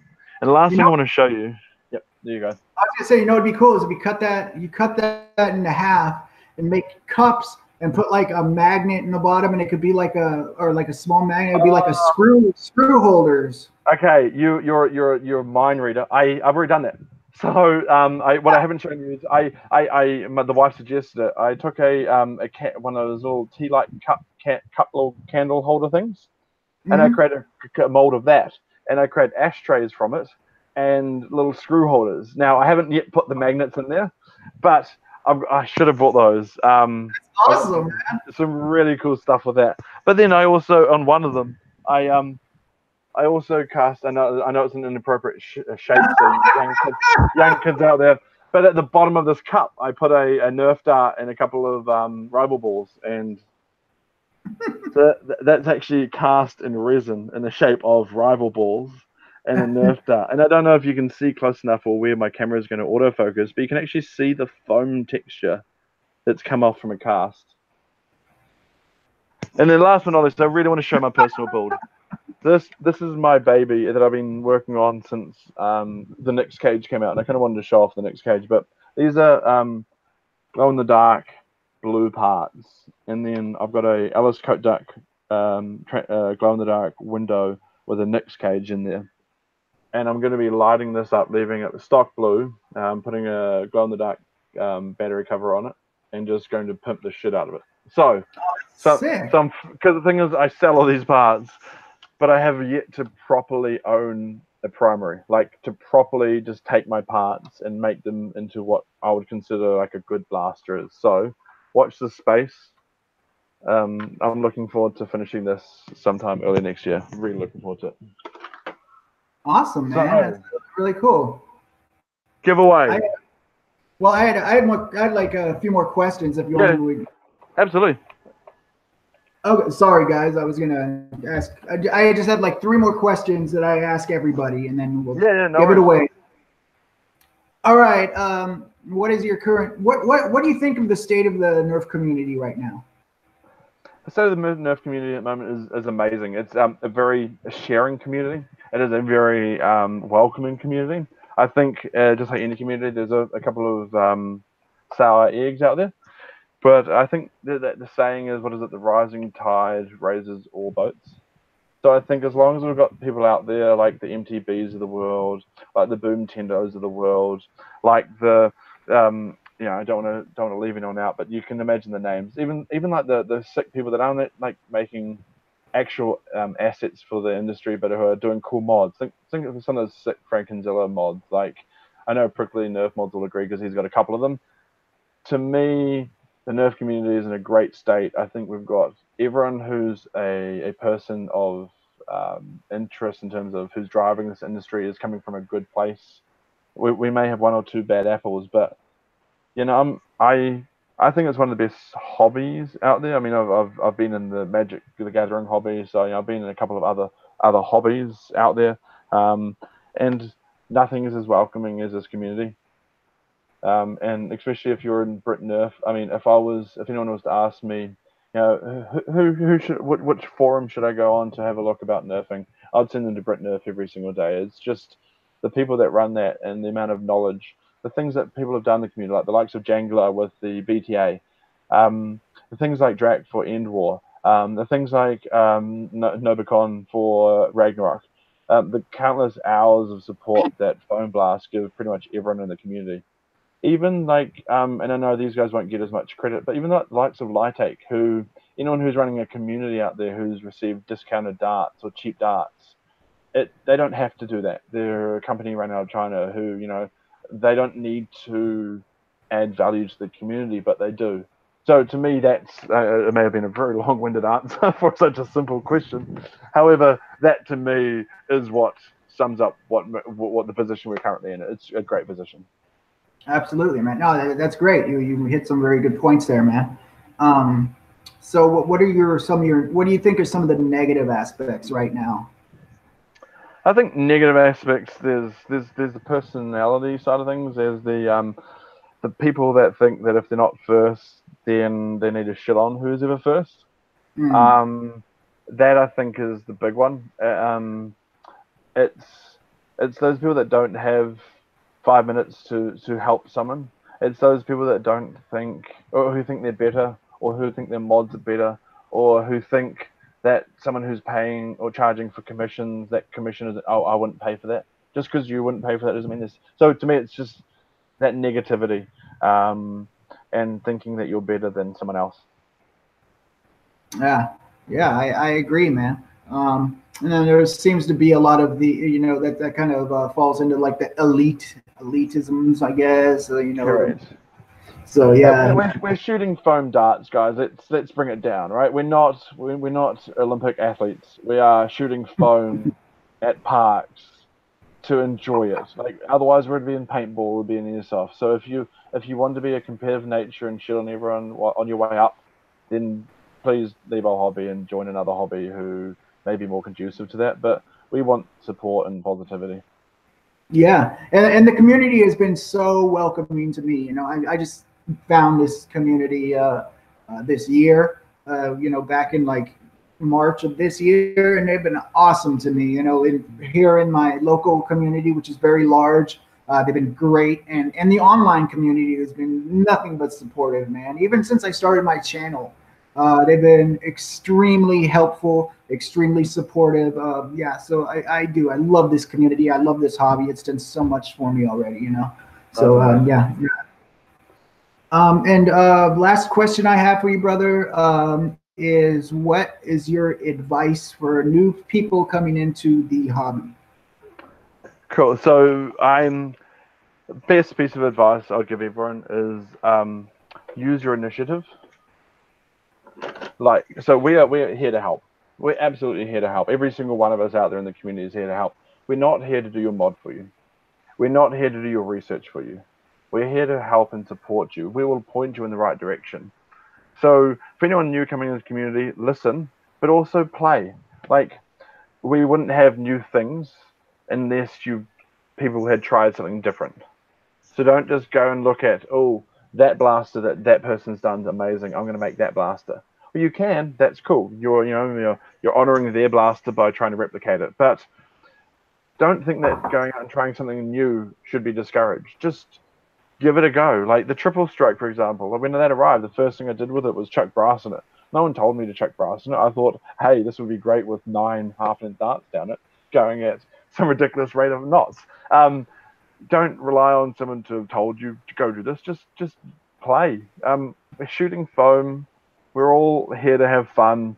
No one's in the community just to find ways to shit on people. So, yeah, my advice would be play, have fun, but at the same time, don't expect people to do your work for you. And I guess that's where my working brain comes into it, from a professional side of things, is just use your initiative. I know Chris Cartier mentioned this. I saw a post of his the other day, which is, if you come at me and ask me a question and I return a question in response to your question, be prepared. Bring information. Look, I've tried this. None of that worked. What would you recommend? Because I think Chris would agree, and anyone else who gives feedback out there, it's a lot easier to give feedback if we know what you've thought of and tried, versus starting and you going, no, I've already done that. Well, we didn't know that. So just, yeah, be logical. Think of what would happen if someone else asked you it.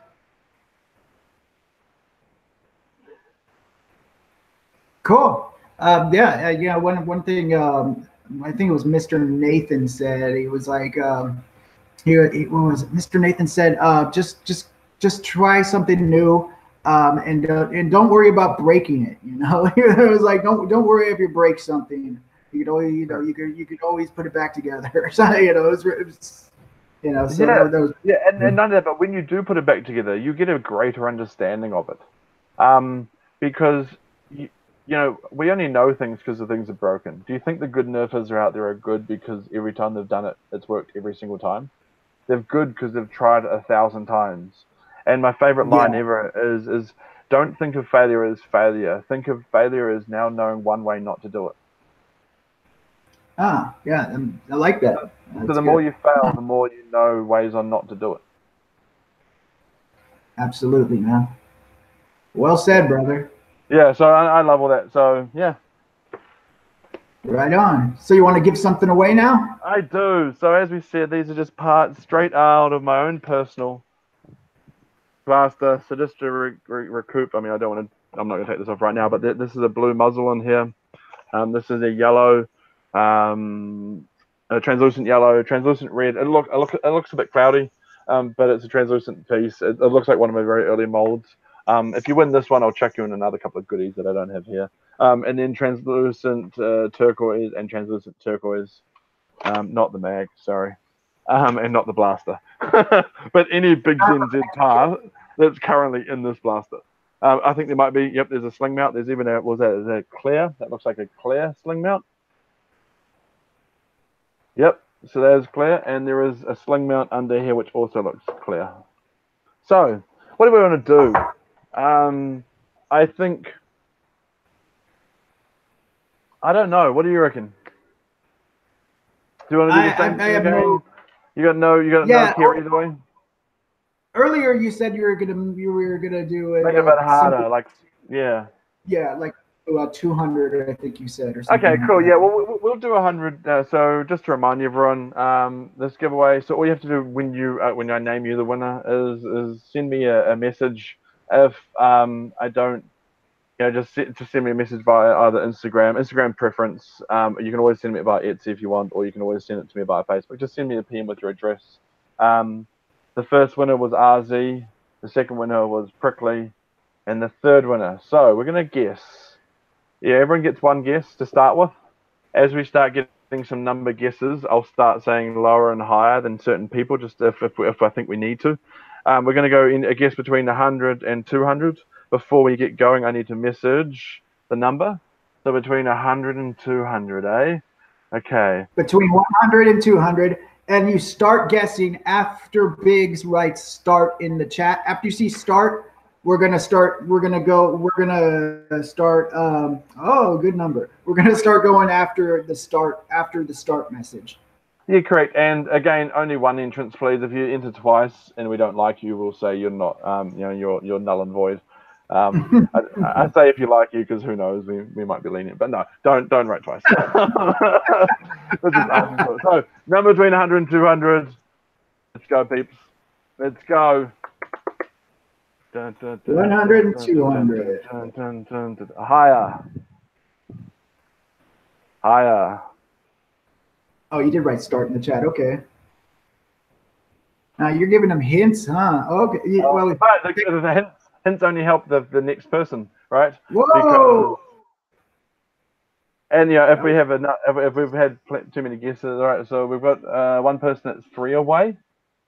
Yeah. And the funny thing is, they don't know which one we're talking about. No, they got no idea. That's what's good. Yeah, exactly. But at the same time, so if we get to a point now where obviously no one's guessed it and everyone's entered, we can do start again. We'll do another round, right? So we can keep going till the person gets it. So I think, oh, come on, Deceptive. I can see your name there twice. Come on now. Come on. I can see it 3 times, in fact. I can see it 3 times. Yeah. Deceptive. Yeah. If you guys... Right. start round 2. So we're about to, and when I post it, obviously only this time, now we know we can use Deceptive as an example of what not to do. This time, please, only once per entrant, because if Deceptive had got it, I would have been like, sorry, bro. Okay, so I haven't, Jason, you can make that call.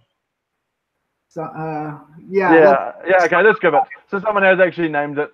NorCal Nerf Club. NorCal Nerf Club. You got it. You got it, brother. It was.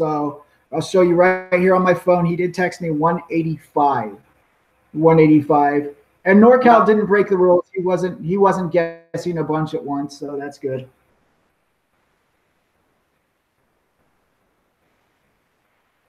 You good? Yeah, we're good. I was just pausing. I was waiting for someone to say he has guessed more than once, because I can see he has guessed more than once, but I don't want to be that guy.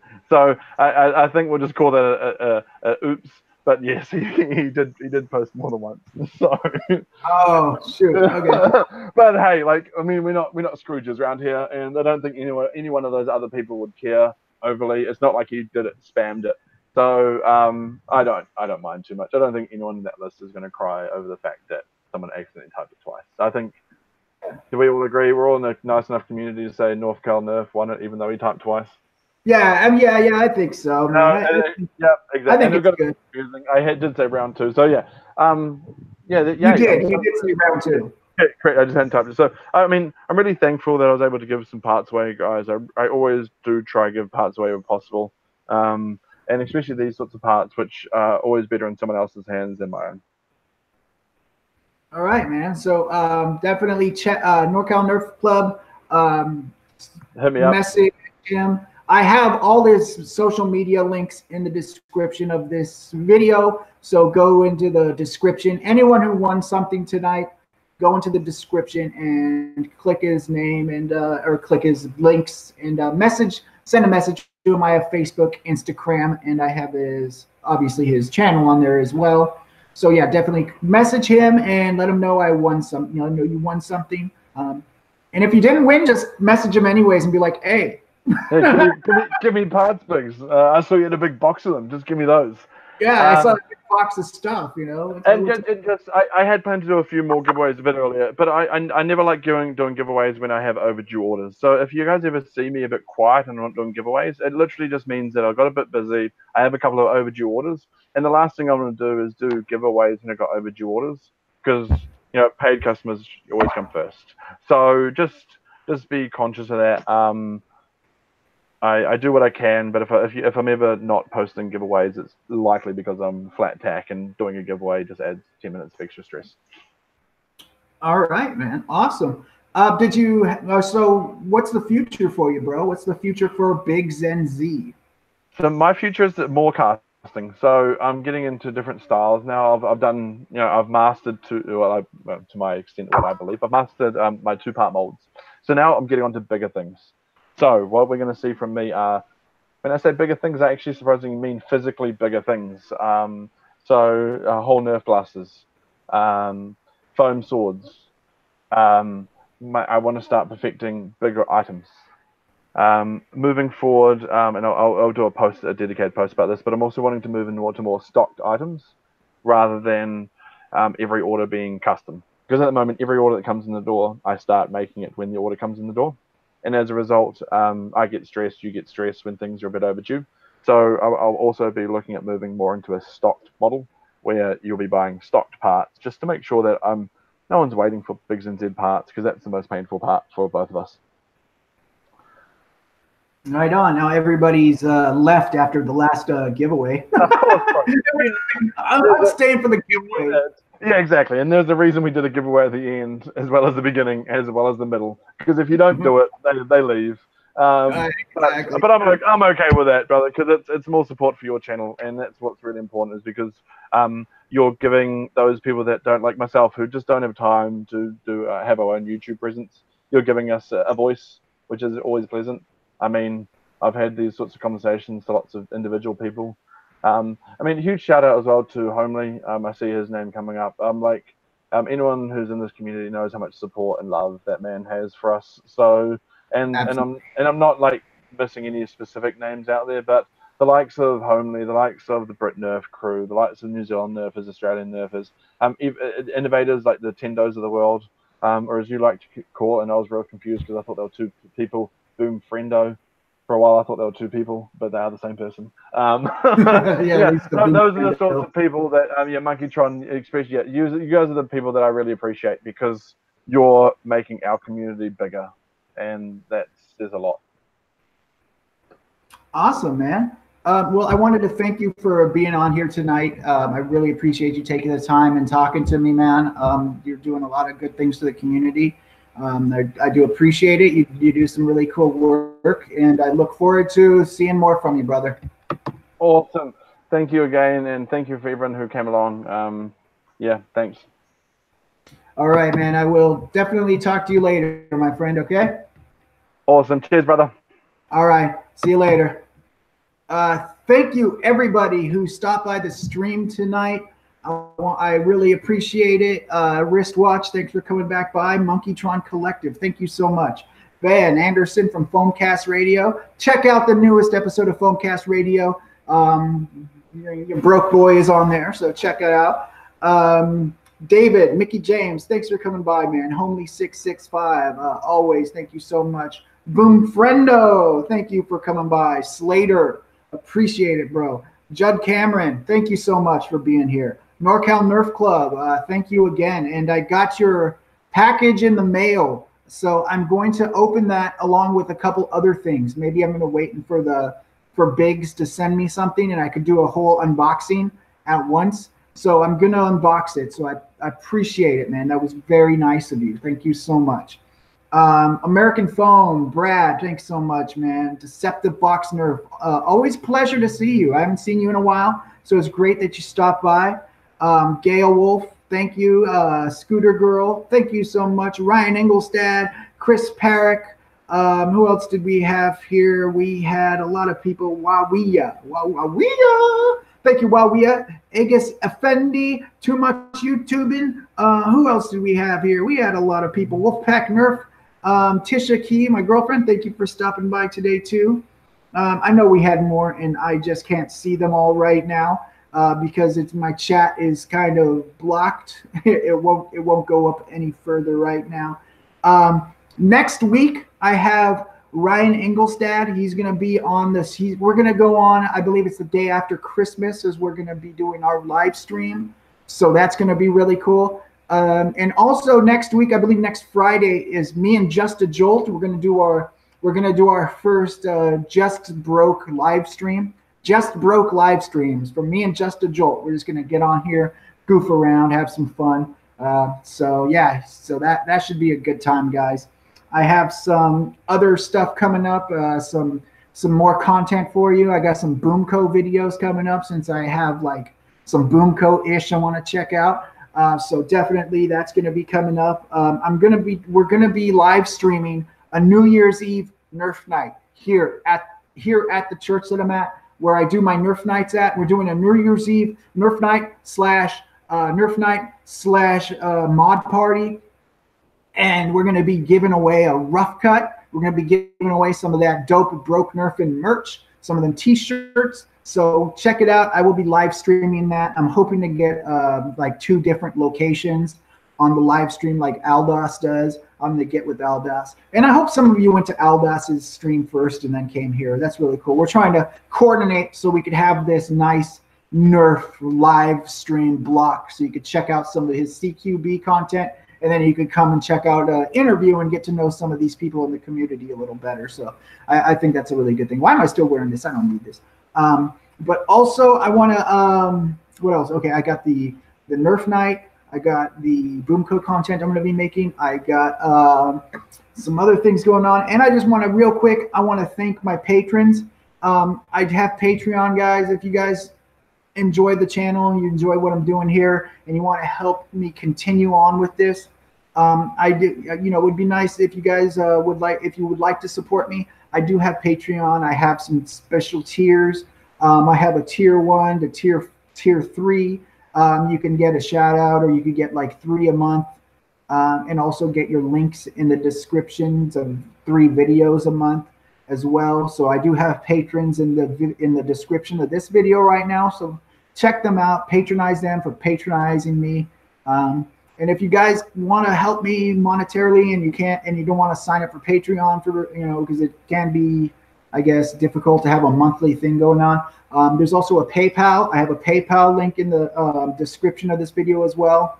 And so that's in there as well. All the links will be in the description. I have, the PayPal, Patreon, and I will give you the same benefits I do the PayPal folks, the Patreon people. I will give you the same tier level depending on, your gift to me. So that, so I have that as well. I also have t-shirts available if you guys want a sweet Broke Nerf from t-shirt. I think they look pretty dope. Some of you in the chat have already got them.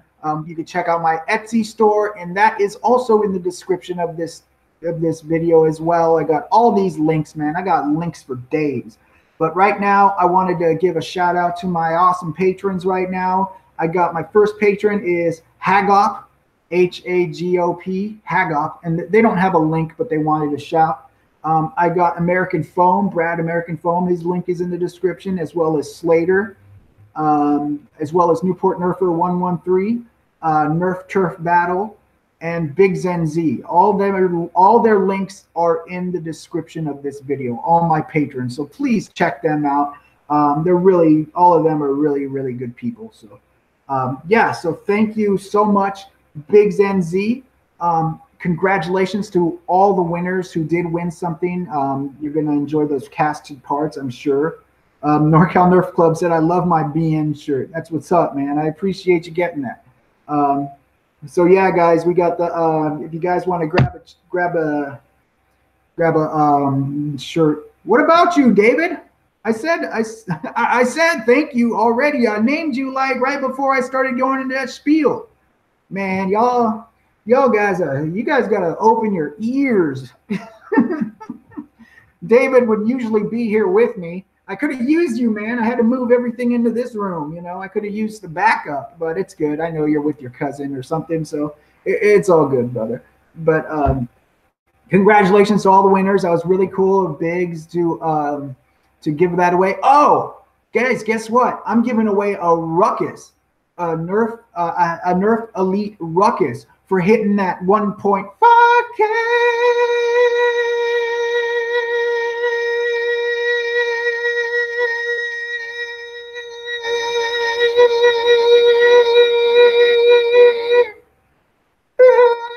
That 1.5 for hitting that 1.5K. I'm gonna give away Elite Ruckus. The Ruckus, the one that it's like a Delta Trooper. It's like a Delta Trooper, but it has it has the clip magazine thing that goes upwards through it. Why am I trying to? It's like a Delta Trooper, but the thing goes all the way up through it. I'm giving that away. I'm going to be making a giveaway video shortly, but thank you so much, everybody who supports me and helps me out for getting that 1.5K. I appreciate it. If you want to help support my channel and you can't do it monetarily, just make sure you comment, like, and if you're not subscribed, subscribe already. What's wrong with you, man? You're eating up all this free content without throwing down a subscribe on me. What's up with that? You're not allowed to watch. If you haven't subscribed, don't look.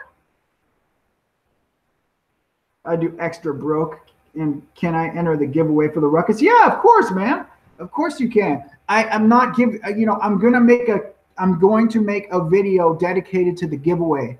It'll probably be in January or after the holidays when because I'm going to be gone till Christmas. I'll be back next week to do the live stream on Wednesday with Ryan Engelstad of Thunderdome, Minnesota, I believe it is, or Thunderdome, New Jersey. I forget which Thunderdome it is, but I think it's Minnesota. But I'm going to do Ryan Engelstad's interview next week. He's going to have his family with him, which is going to be really cool. Actually, his son saw my interview with Just a Jolt, and so he's really excited to be in the interview with Ryan Engelstad now. So that's really a cool thing. I really like these families that are getting together and in this hobby together. I think that's really awesome. Like Monkeytron Collective, Big Al and Scooter Girl, they're married and they have their children and they're all the collective. I think that's a really awesome thing when the family can get together and enjoy the hobby all together. You know, that's a really cool deal. Some of these people are using the hobby like it's a mistress, you know, like the wife is getting frustrated, like, all you do is play with your Nerf. So, oh hey, Monkeytron's still here, yeah. So I think it's really cool that when families can get together and enjoy this hobby together. So I'm really excited to have Ryan on here and talk to him and talk to his family about, you know, how they get along together with being in the hobby together, you know, and how it works for them, and how you know, being a family unit and flinging foam at each other. So that's going to be really cool. So I just broke this thing. Oops, sorry, Pastor. So I am going to get out of here, guys. That's everything I have coming up. And oh, the $100 giveaway winner for this week.